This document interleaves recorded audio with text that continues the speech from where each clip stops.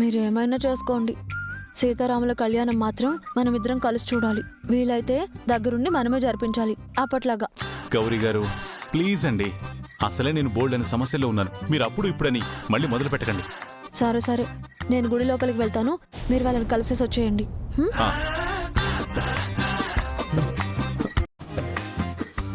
అనయ్య అనయ్య ఆ. సంజయ్తో మాట్లాడదామంటే శ్రావణి అడ్డుగా ఉందనయ్య. ఇప్పుడు ఎలా యహ, ఇక్కడ అసలే పరిస్థితి క్లిష్టంగా ఉంటే ఇప్పుడు ఎలాగన్నాయా అంటావేంటి? ఇదిగో ముందు అబ్బాయిని మా ఆయన్ని కలపాలి. నెక్స్ట్ సీన్ బాబాయ్ది, ప్రిపేర్డ్ గా ఉండమని చెప్పండి. సరే. బాబాయ్ ఎక్కడున్నాడు రా?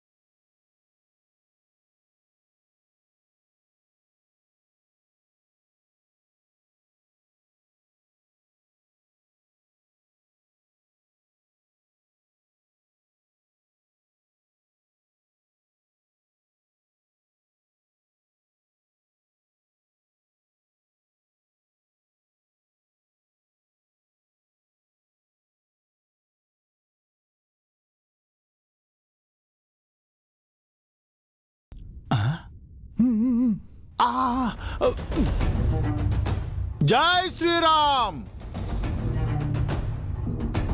భక్తులారా, ఎవరికి ఎటువంటి సందేహములున్నను మేము తీర్చెదము. కంగారు పడవద్దు, మమ్ములను అడగండి. వినిపిస్తుందా? మమ్ములను అడగండి.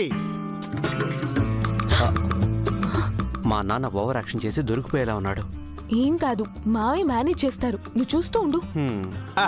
రండి భక్తులారా రండి.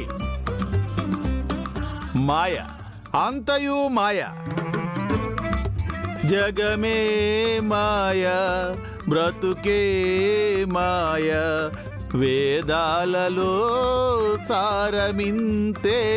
బాబాయ్, జై శ్రీరామ్, జై శ్రీరామ్, జై శ్రీరామ్, జై శ్రీరామ్, జై శ్రీరామ్, జై శ్రీరామ్. స్వామీజీ ఇందాక నాకు అనుకూలంగానే చెప్పినట్టున్నారు. ఒకసారి అడిగితే నా సందేహం తీరుతుందిగా.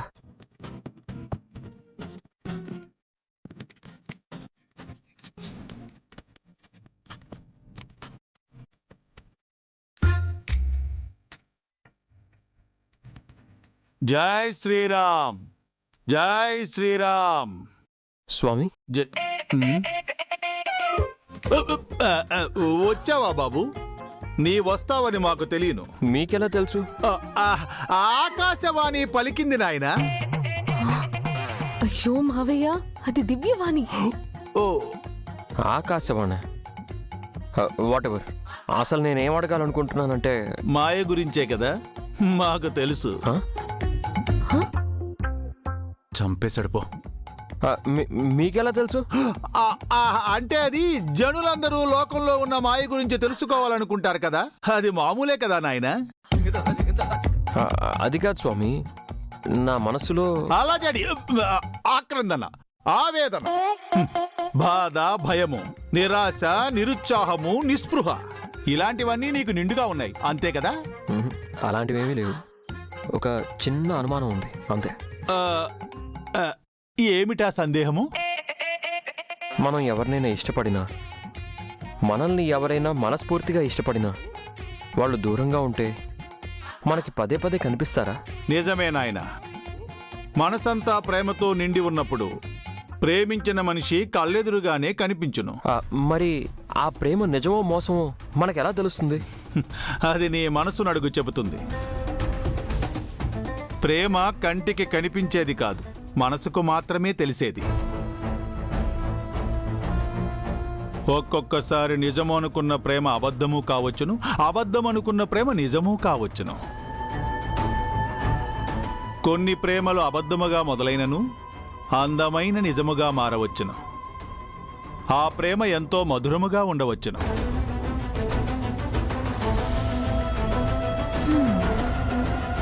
ఎదుట మనిషి నీ కోసం చేసే పనిలో, పడే తపనలో, తన వాళ్లను సైతం వదులుకునే త్యాగంలో తన ప్రేమ స్థాయి అర్థమవుతుంది.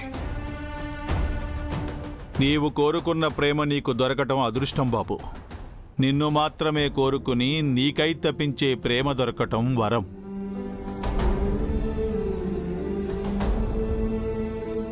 అటువంటి ప్రేమ దొరికినప్పుడు నీవు దూరము చేసుకోకు నాయనా. కానీ తను నన్ను మోసం చేసింది స్వామి. అది నిస్సహాయత కూడా కావచ్చును కదా. ప్రేమను నటిస్తూ మోసము చేయగలరేమో గాని మనసారా ప్రేమిస్తూ ఎవరూ మోసం చేయలేరు.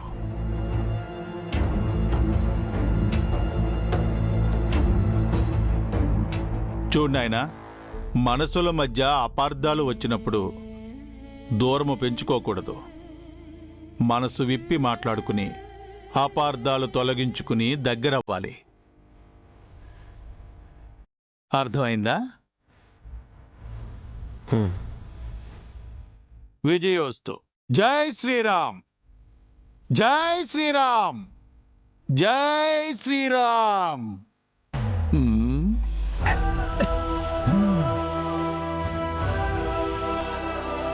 అమ్మయ్యా అకి, అబ్బాయి ఆలోచనలో పడ్డాడంటే మన నెక్స్ట్ ప్లాన్లో మాయని యాక్సెప్ట్ చేస్తాడు అంతే. ఎస్, అన్నయ్య సంగతి నేను రవి చూసుకుంటాం. ముందు మీరు వెళ్ళి గౌరీ గారితో మాట్లాడండి, అది కూడా ముఖ్యమే కదా. అవునవును, అసలే ఆ మేకప్ కిట్టు సెక్యూరిటీ గార్డ్లా కాపలా కాస్తుంది. నేను గౌరీ గారి దగ్గరికి వెళ్తాను, మీరు చూసుకోండి.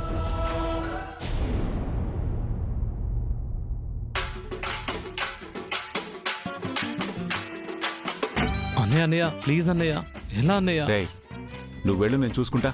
వెళ్ళు.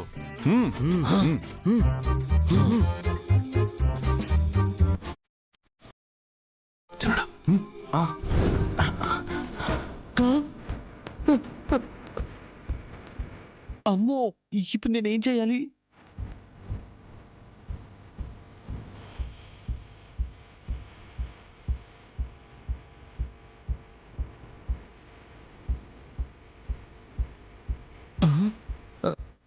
దేవుడా, మా బాబాయ్ ఆరోగ్యం బాగుండాలి దేవుడా. ఆయన నాకు అప్పగించిన బాధ్యత నేను నెరవేర్చాలి దేవుడా. మా అక్క మీద, సంధ్య మీద ఈగ కూడా వాళ్ళనే ఉంది దేవుడా. నీ బొందే, వాళ్ళు ఎప్పుడు వెళ్ళిపోయారు? అబ్బా, ఏంటి ఇలా లాక్కొచ్చేసావు? శ్రావణి చూసిందంటే గోల చేస్తుంది. శ్రావణిని పెద్దోడు చూసుకుంటాడులే కానీ, ఇంతకీ నీకు చూసిన అబ్బాయి ఎవరో కనుక్కున్నావా? వాడు అడ్రస్ కనుక్కో, వెళ్ళి కాళ్ళు చేతులు విరిచేస్తా.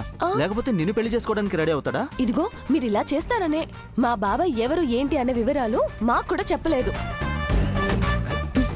శంకర్ గారు, గౌరీ గారు, అబ్బాయి మాయల ప్రాబ్లం సాల్వ్ అయినట్టే. ఇక మా తమ్ముళ్ళ పెళ్లిళ్ళు మాత్రమే బ్యాలెన్స్. దానికంటే ముందు మన పెళ్లి జరగాలి. మీకెలా చెప్తే అర్థమవుతుందో ఏంటో. ఏం ఆలోచిస్తున్నారు? ఏం లేదు. అవును, మీ బాబాయ్ మీకు కూడా సంబంధం చూడడం ఏంటండి? టాపిక్ తెచ్చారు. నాకు చూడడం ఏంటి? అదైనా బాధ్యత కదా. మీకేమైనా ప్రాబ్లమా? మీ మనసులో ఏమైనా ఉంటే చెప్పండి, పర్లేదు. నా మనసులో ఏముందో గౌరీ గారికి తెలీదా? మళ్ళీ అడగడం ఎందుకు? ఇప్పుడు కూడా ఈగో చూపించాలా? నన్ను ప్రేమిస్తున్నానని నన్ను పెళ్లి చేసుకుంటానని చెప్పండి. మన పెళ్లి నిర్ణయం ఏకగ్రీవంగా తీసుకుందాం. పోనీ నా మనసులో మాట చెప్పేనా?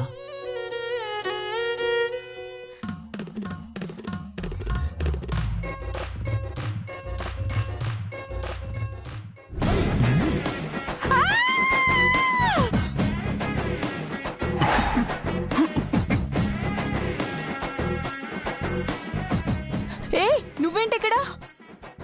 నా దేవతని చూస్తున్నాను. ఏంటి? అంటే మీరు దేవుణ్ణి చూస్తున్నారు కదా, మీ దేవుణ్ణి నేనే కదా. ఏ మా అక్క సంధ్య ఎక్కడా? మీ అన్నయ్య చిన్నోడు తీసుకెళ్లారు కదా. నేనొక్క నిమిషం కళ్ళు మూసేసరికి ఇంత ఘోరం చేస్తారా మిమ్మల్ని? ఆగండి. అసలు ఏం మాట్లాడుతున్నారండి? ఏం మాట్లాడుతున్నారు? ఎవరిని తీసుకెళ్లారండి?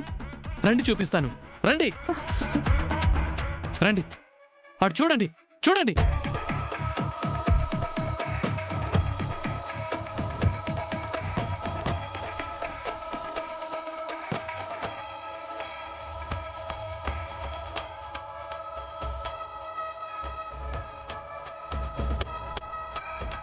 ఇప్పటికైనా అర్థమైందా మీకు? మీరు తప్పుగా అర్థం చేసుకున్నారని. మీ అక్కను చూడండి, మీ బాబాయ్ ఆరోగ్యం బాగుండాలని దేవుడికి మొక్కుకుంటున్నారండి. అయినా మీకు ఇంకోటి చూపిస్తాను, రండి.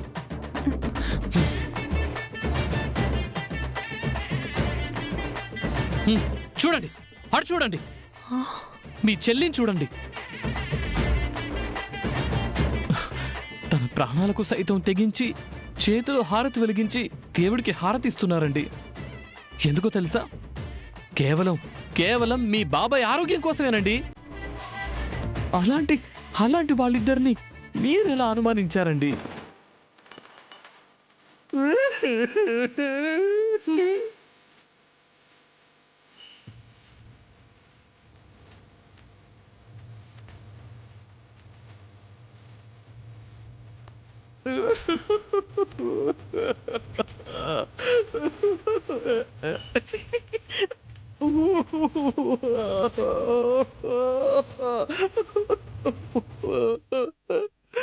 పెద్దోడా, ఇప్పటికైనా మీ అనుమానం పోయిందా? పోయింది. కానీ మీ బాబాయ్ ప్రాణం ఆపదలో ఉంది. ఎందుకు? మీరిందాక కళ్ళు మూసుకొని మొక్కుకుంటూ మీ బాబాయ్కి ఆరోగ్యం బాగుండాలని అనుకోగానే దీపం ఆరిపోయింది. అవునా? మరిప్పుడెలా? దీనికి పరిష్కారం ఏంటి? సింపుల్. మీరొక 100 దీపాలు వెలిగించాలి, లేకపోతే మీ బాబాయ్... వద్దొద్దు, వెలిగిస్తా. సంధ్య ఇక్కడుంటే మీ శ్రావణి ప్రశాంతంగా మాట్లాడుకునేవదు. ఆటెళ్దాం పద. పెట్టిందన్న చాలండి. ఇంతకీ పెళ్లిళ్ళ గురించి ఏం ఆలోచించారు?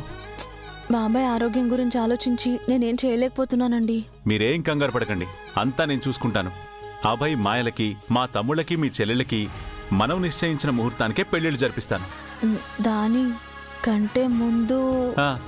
అంతకంటే ముందు ఏంటో చెప్పండి. మనిద్దరం పెళ్లి చేసుకుందామని చెప్పొచ్చు కదా గౌరీ గారు. నన్ను పెళ్లి చేసుకుంటానని అడగచ్చు కదా. గౌరీ గారు, మిమ్మల్ని కలవడానికే వచ్చాం. మీ బాబాయ్ గారి హెల్త్ బానే ఉందా? అక్కి, అదంతా దొంగ నాటకం అక్కి. వీళ్ళ పెళ్లిళ్ళు చేయాలని ఆయన అలా ఎమోషనల్ బ్లాక్మెయిల్ చేస్తున్నాడు. శంకర్ గారు, అక్కి అభయ్ మాయను క్షమించేశాడా? మా నాన్న సాధువు గెటప్ వేసి ఇప్పుడే బ్రెయిన్ వాష్ చేశాడండి. ఇక ఫైనల్ గా ఒక జలకిస్తే అంతా సెట్ అయిపోతుంది. అంతే కదా. అయితే ఇప్పుడే వెళ్ళి అభయ్ డైలమాని అంతా క్లియర్ చేసేస్తా. ఓకే?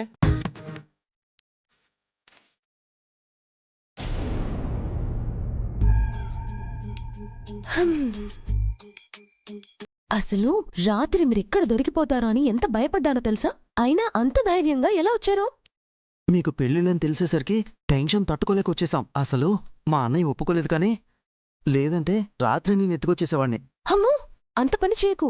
అసలే మా బాబాయ్ ఆరోగ్యం అటు ఇటుగా ఉంది.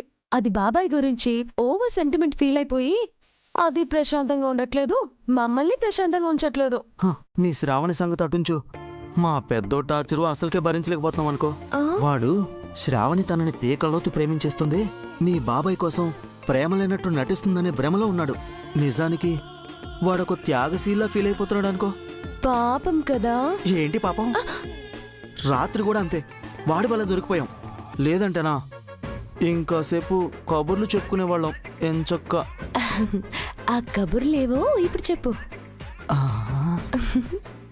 అవును సంధ్య, సీతారాముల కళ్యాణం జరుగుతుంది కదా, పనిలో పని మన కళ్యాణం కూడా అయిపోతే ఎంత బాగుంటుందో కదా. అవుననుకో. అయినా సరే, అందర్నీ ఒప్పించి లక్షణంగా పెళ్లి చేసుకొని వచ్చే సంవత్సరం భార్య భర్తలుగా పీటల మీద కూర్చొని మనమే కళ్యాణం జరిపిద్దాం. అబ్బో నా బుజ్జి. అమ్మమ్మ, శ్రావణి వచ్చేస్తుంది.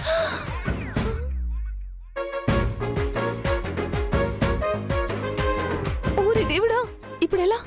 నన్ను ఇక్కడ నీతో చూసిందంటే ఓవర్ యాక్షన్ చేసి గొడవ చేస్తుంది. నువ్వు ఇక్కడే ఉండు, నేనేదో ఒకటి మేనేజ్ చేస్తాను. అమ్మో, నేను లోపలికి వెళ్ళి దాక్కుంటా. సంధ్య,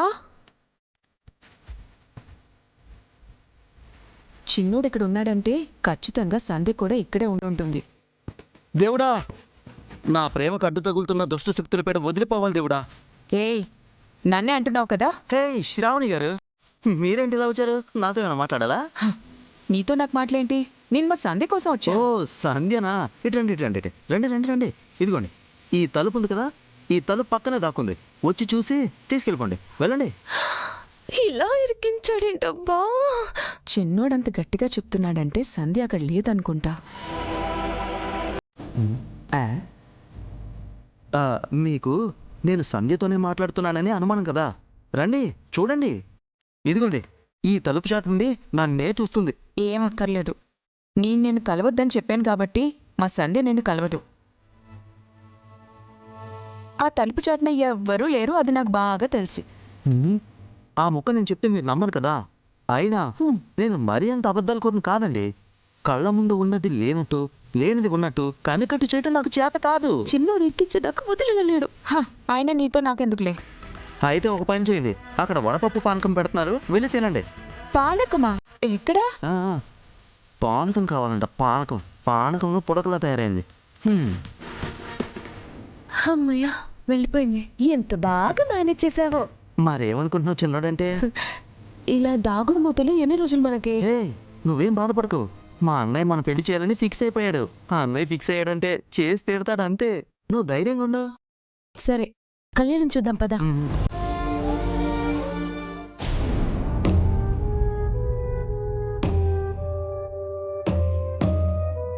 ఒక్కొక్కసారి నిజము అనుకున్న ప్రేమ అబద్ధము కావచ్చును, అబద్ధం అనుకున్న ప్రేమ నిజము కావచ్చును. నీవు కోరుకున్న ప్రేమ నీకు దొరకటం అదృష్టం బాబు. నిన్ను మాత్రమే కోరుకుని నీకై తప్పించే ప్రేమ దొరకటం వరం.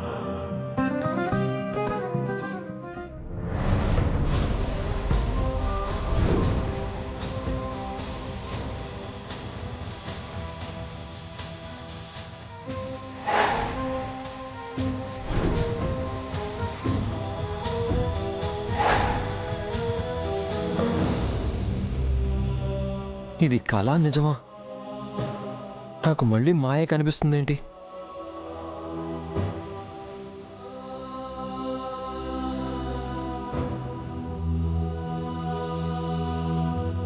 మాయా మాయా,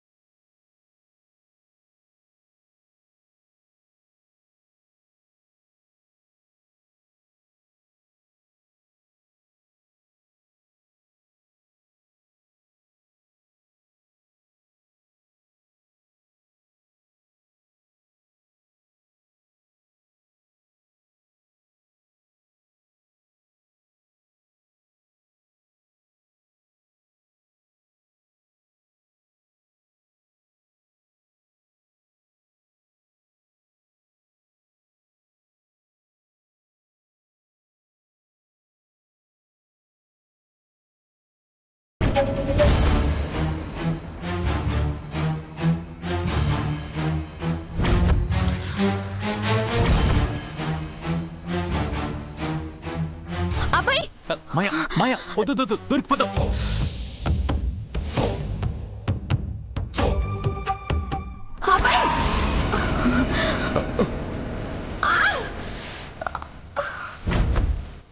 దొరికిపోయింది.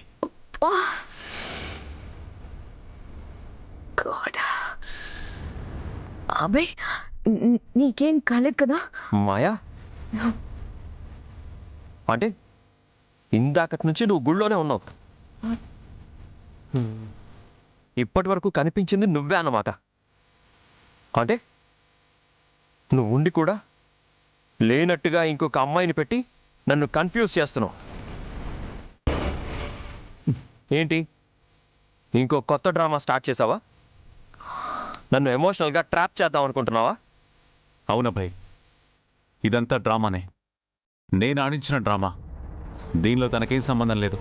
శంకర్ గారు, నీలో ఉన్న ప్రేమ నీకు తెలియాలనే ఇలా చేశాం. ఏంటిది శంకర్ గారు?